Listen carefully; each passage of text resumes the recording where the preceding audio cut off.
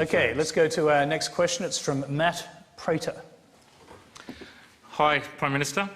I'm a pastor of a local church and work for a national Christian radio network. Most of the listeners and callers we've had in our radio station have been saying they won't be voting for you because they're disillusioned because you seem to keep chopping and changing your beliefs just to get a popular vote with regards to things like marriage. Why should we vote for you? Well, on the question of marriage equality, you're right. I took a position about, I think, 3, 4, 5 months ago, well before coming back to the Prime Ministership, because I concluded in my conscience, through an informed conscience and a Christian conscience, it was the right thing to do. And let me tell you why.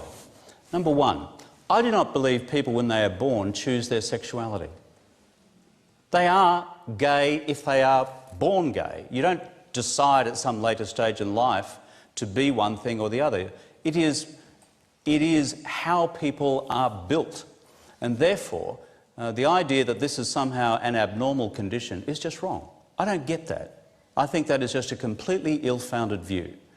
Secondly, if you accept that it is natural and normal for someone to be gay, because that's the way they are, then it follows from that I don't think it is right to say that if these two folk here who are in love with each other and are of the same gender should be denied the opportunity for legal recognition of the duration of their relationship by having marriage equality. If you accept that, if your starting point is that homosexuality is abnormal, I don't know if that's your view. Well, we can go back and... well, I just need to know, because we'll go back to our question. I just quickly need to ask what it is that you believe Christians in particular are upset about.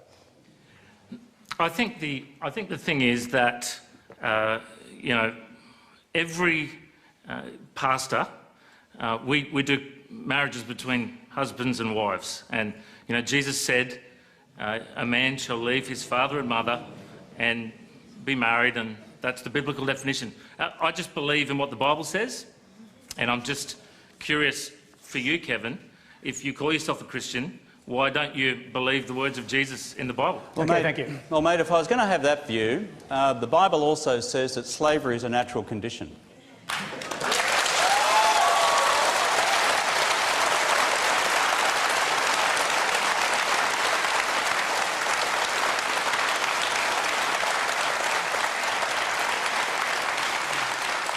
Because St. Paul said in the New Testament, slaves, be obedient to your masters.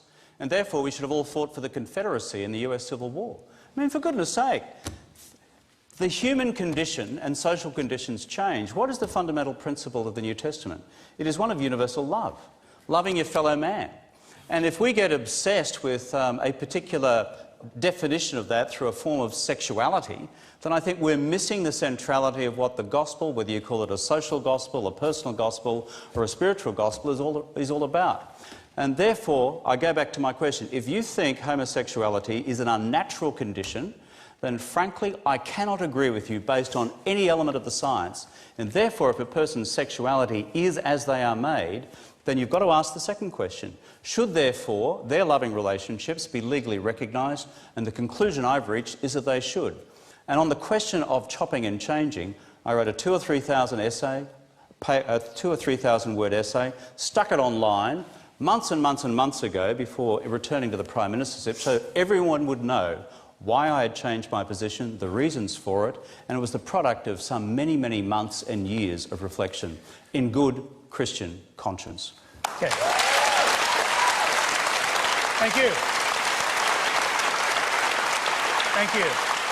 Okay.